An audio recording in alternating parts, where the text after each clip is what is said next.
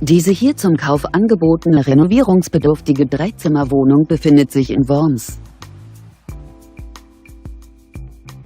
Das Objekt wurde 1900 erbaut und wird über eine Etagenheizung beheizt. Die Wohnung verfügt über einen Balkon.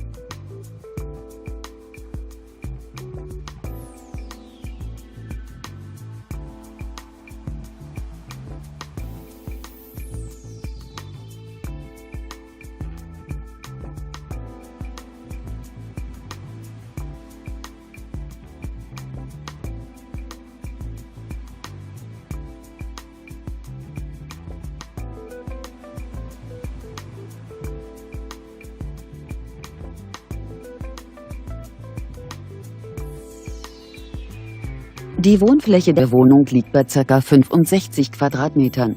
Der Kaufpreis der Immobilie beläuft sich auf 58.000 €.